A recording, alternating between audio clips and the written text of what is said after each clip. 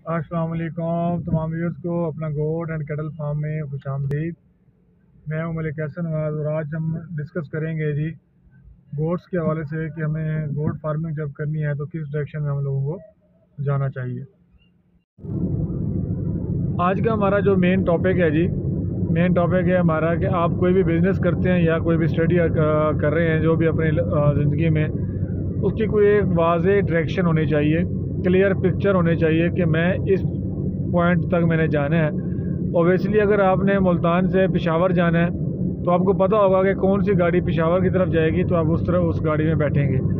अगर वो गाड़ी कराची की तरफ जा रही है तो कभी भी आप पेशावर नहीं पहुंच सकते, आप कराची की तरफ ही जाएंगे और पेशावर में नहीं जा सकते। तो आपको जब अपनी डायरेक्शन का नहीं पता, अपने सिमत का नहीं पता, अपने बिज़नेस का, अपने एजुकेशन का, तो आप अपनी ज़िंदगी में कामयाबी हासिल नहीं कर सकते।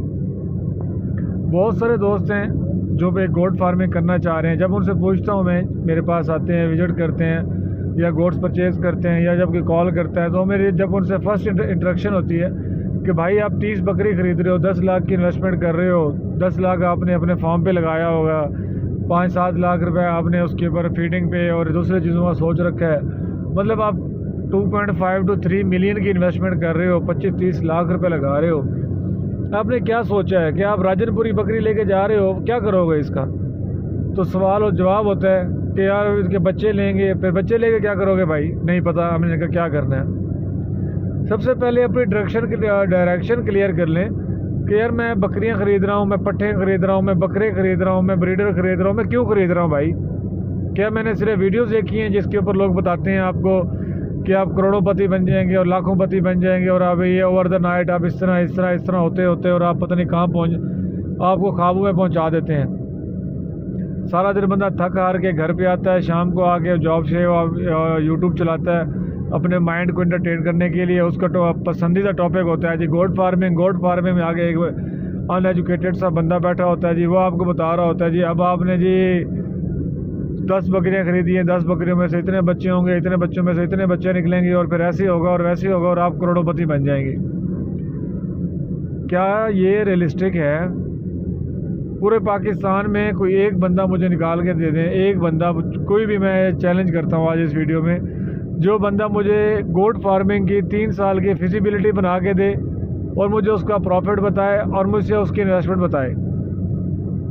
मैं आप सब कुछ दोस्तों को, सब भाइयों को चैलेंज करता हूँ, जो भी एक्सपर्ट हज़रात हैं, मैं आपको उतनी ही इन्वेस्टमेंट दूंगा जितनी आप उस फिजिबिलिटी में बताएंगे और मैं आपसे उतना ही प्रॉफिट मार्जिन एक्सपेक्ट करूँगा जो आप मुझे एनुअली बना के देंगे। क्या ये रियलिस्टिक है? क्या ये पॉसिबल है? सवाल ही नहीं पैदा होता। तो दूसरों को वो ख्वाब दिखाएं जिसमें वो बेनिफिशियल हो। एक बंदा यूएसए से आता है या यूएई से आता है या सऊदी अरब से आता है, दुबई से, ओमान से, बहरीन से, कहीं से भी वो 10 साल 15 साल मजदूरी करके, जॉब करके, हलाल रिस्क कमा के कोई 25-30 लाख बना के आ गया है। वो सपना दिमाग में लेके आया जी, कैसर भाई की वीडियो देखी थी, गोट फार्मिंग करेंगे, लाखोंपति हो जाएंगे, करोड़ोंपति हो जाएंगे। अरे भाई ऐसा नहीं है। आपको अपनी डायरेक्शन, अपनी सीमत, अपना जो आपका रोज़गार है, जो आपकी चाहत है, आपको वो चीज़ हर सूरत में चाहिए। उसके लिए आपको खुद अपना पॉइंट ऑफ व्यू बनाना पड़ता है। ठीक है भाई, अगर आपने पट्ठे ख़रीद लिए तो क्या करोगे भाई? मैं पट्ठे ख़रीदता हूँ, सपोज कर लेते हैं, मैं आपको एक प्रोजेक्ट देता हूँ कि मैं यार 8-8 महीने के पट्ठे ख़रीद लूँगा, उनको मैं तैयार करूँगा। जब वो तैयार हो जाएंगे, 6 दांत हो जाएंगी, उनका लाइफ वेट 80 to 100 kg हो जाएगा, तब मैं उनको प्रेग्नेंट कराऊँगा। प्रेग्नेंट करा के जब वो नियर टू डिलीवरी होंगी तो मैं उनको सेल कर दूँगा। चलें जी, अब इसके ऊपर चल पड़ते हैं कि यार अब बकरी मैंने इतने की ख़रीदी थी, उसमें 1 साल में इतना एक्सपेंस आएगा, इतने एक्सपेंस के बाद वो इतने की मार्केट में सेल होगी और मुझे इतना प्रॉफिट मार्जिन होगा। जब आप एंड पॉइंट नहीं सोचेंगे कि आपको प्रॉफिट मार्जिन कितना होगा, आपके पास उसकी रिपोर्ट क्या है, तो आप खरीद क्यों रहे हो भाई? आप 15-15, 20-20 लाख रुपए लेके मार्केट में फेंके जा रहे हो जी, बकरियां ले रहे हैं। आज तक लाखों फार्मर बकरियां ख़रीद के गए हैं, मैं नाम किसी का नहीं लेता, मुख्तलिफ पाकिस्तान के एरिया से लेके गए हैं। लेकिन मुझे जब भी मैं ट्रैवल करता हूँ मोटरवे पे या मैं किसी एरिया में जाता हूँ, मुझे उस पूरे एरिया में कोई फार्म नज़र नहीं आता। तो क्या ये खला के अंदर बन रहे हैं, आसमानों पे बन रहे हैं? ये फार्म कहाँ बन रहे हैं? ये फार्म सिर्फ वहाँ बन रहे हैं कि कब्रिस्तान बन रहे हैं। जब एक बंदे को डायरेक्शन ही नहीं है, वो 6 माह खिला लेगा, 8 महीने खिला लेगा, 1 साल खिला लेगा। 1 साल के बाद भी अगर उसकी पट्टें जितनी उसने खरीदी थी, जिस कैटेगरी में खरीदी थी, उसी कैटेगरी की खड़ी हुई हैं, कोई प्रेगनेंसी नहीं है, कोई बच्चे नहीं है, कोई उसकी ग्रोथ नहीं है, तो आखिरकार थक जाएगा। जब थक जाएगा तो अपने एरिया के कसाई तो वैसे ताड़ में फिर रहे होते हैं, यार ये नया बंदा है, इसने फार्मिंग शुरू की है, पकड़ के ज़िबा करो भाई। 8-8, 20-20 हज़ार की खरीदी हुई पट्टें जो बावन नगर से या डेरा गाजी खान से या साहिवाल से या मुल्तान से या कहीं से भी खरीदी गई थी, आज वो बंदा अपना 15-20 लाख डुबो के और वो 8-8, 10-10 हज़ार में कसाई को दे रहे होते हैं जी। अरे भाई ऐसा नहीं करना, अपनी डायरेक्शन क्लियर करें। आप बच्चे खरीद रहे हैं, क्यों खरीद रहे हैं? बकरियां खरीद रहे हैं, क्यों खरीद रहे हैं? करेंगे क्या? अगर नहीं डायरेक्शन तो किसी से मशवरा कर लें। आप जिससे मशवरा करते हैं उसके पास पहुंच जाते हैं बकरियां खरीदने के लिए, भाई उससे ज़रूर खरीदें। लेकिन अगर आपको कोई प्रॉपर गाइडलाइन, कोई उसके पास कोई ऐसी पॉलिसी मिलती है, मैं आपको अपने फार्म की बता देता हूँ। हमारे फार्म से पिछले 2 सालों में हज़ारों के तादाद में बकरियाँ सेल हुई हैं, हज़ारों का तादाद में बकरे सेल हुए हैं। हमारे पास लाइव एग्जांपल्स हैं, क्योंकि हम लोग उनके साथ इन टच रहते हैं, उनके साथ विजिट्स करते हैं, उनके पास राब्ते में रहते हैं। मैं आपको सिर्फ इसी 2 महीनों में, लास्ट 2 मंथ में जितने दोस्तों ने मुझे बकरियां वापस की हैं या जितनों ने एक्सचेंज की हैं, सिर्फ उनका हवाला दे देता हूँ। अटक से हैं करीम भाई, 50 बकरे खरीद के गए, 1 साल के बाद उनको कोई फाइनेंशियल प्रॉब्लम आया, 50 के 50 बकरी हमने उनसे वापस खरीदी और अल्हम्दुलिल्लाह जिस रेट पर उन्होंने कहा उस रेट पे खरीदी। अगर मैं ना खरीदता तो वो कसाई को 8-8 हज़ार से ऊपर महंगी नहीं बेच सकते थे। इसी तरह हमारे दूसरे अटक से ही भाई हैं, कोई खजूरों वाला बाग है, रोड है, उसके पास उनका फार्म है। पिछले दिन वो आए हुए थे, यूट्यूब पर उनकी वीडियो भी लगी हुई थी। 1 साल के बाद आए हैं, 1-2 ब्रीडर ले गए थे वो भाई और 50 बकरी ले गए थे। 1 साल के बाद आए हैं, 5 बकरियाँ चेंज करा के गए हैं, 1 ब्रीडर चेंज करा के गए हैं।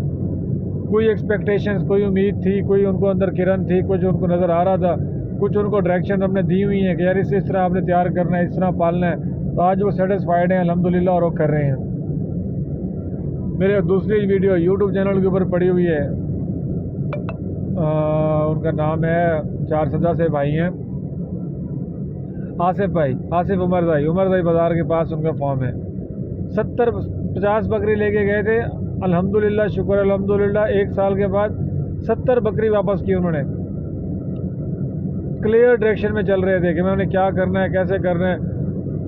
12 लाख की ली हुई बकरियां 21 लाख रुपए वापस की, प्रॉफिट हुआ उनको, बच्चे उन्होंने सेल किए, बकरियां सेलेक्ट की। हमारे एक आमिर भाई हैं फैसलाबाद में, मामू कंजन के पास उनका एरिया है, 20 बकरियां खरीद के गए, अल्हम्दुलिल्लाह 1.5 साल के बाद मेरे ख्याल में 42 या 39 बकरियां वापस की हमें। एक क्लियर पिक्चर थी, बकरियां तैयार हुई, बच्चे हुए, सारा कुछ हुआ, वापस हुई और ख़रीद के गए, आज कुर्बानी का काम कर रहे हैं। इसी तरह हमारे अहमद भाई हैं रहीमियार खान में, 19 बकरियां लेके गए, 2 महीने के बाद काम समझ नहीं आया, माँ बाप ने या प्रेशर में या किसी के भी बातों में आके, जी हमें ये काम समझ में नहीं आ रहा, बकरियां उसी रेट पे वापस की, अपना एक्सपेंस लेके गए हमसे। सिर्फ बातों के साथ नहीं, प्रैक्टिकली तौर पे काम करके दिखा रहे हैं। अल्हम्दुलिल्लाह, शुक्र अल्हम्दुलिल्लाह। ये जिन दोस्तों को मैं आपके साथ जिक्र करूँ, नंबर चाहिए, नंबर ले लें, उनसे बात करें, उनसे पूछें कि कैसर भाई ने आपसे जो कमिटमेंट की, जो यूट्यूब पे, फेसबुक पे हमसे कमिटमेंट करते हैं, पूरी करते हैं या नहीं करते।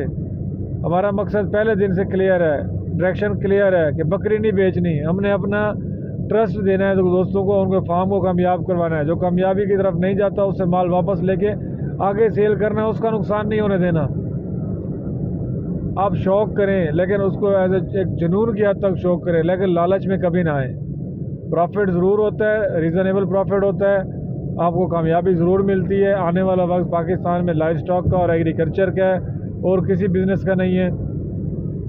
आप ज़रूर इस बिज़नेस में आएँ, लेकिन एक रैशनलाइज तरीके से, एक रैशनलाइज इनकम के तौर पे, एक रैशनलाइज बेनिफिट के तौर पे उसको देखें। उसको ये ना देखें कि आप करोड़ोंपति और अरबोंपति दिनों में बनेंगे। लोग कमा रहे हैं, लाइव एग्जांपल्स पड़ी हैं यूट्यूब के ऊपर, लेकिन मेहनत से, तरीके से, हौसले से, सब्र से सब कुछ मिलता है। मैं वीडियो काफ़ी लेंथी होगी, पार्ट 2 बनाऊँगा इसका, और उसके अंदर आपको बताऊँगा कि किस किस तरह आपको क्लियर डायरेक्शन के अंदर किस किस पॉइंट पे कब बकरी कौन सी खरीदनी चाहिए, कौन सी कब बेचनी चाहिए, क्या प्रॉफिट होता है, क्या नुकसान होता है। नेक्स्ट वीडियो में हम इसको मज़ीद डिस्कशन के साथ आपको 110% क्लियर करके दूंगा। बाकी मानना ना मानना मेरी कोई बात अकले कुल नहीं हूँ मैं अपनी आपको ओपिनियन, अपना एक्सपीरियंस आपके साथ शेयर करता हूँ। बाकी आपके अपना है कि आप उसको किस तरह इम्प्लीमेंट करते हैं नहीं करते, वो आप खुद बेहतर जानते हैं। अस्सलाम वालेकुम जी, अल्लाह हाफ़िज़, अल्लाह सबको हामी नासिर हो जी। Thank you.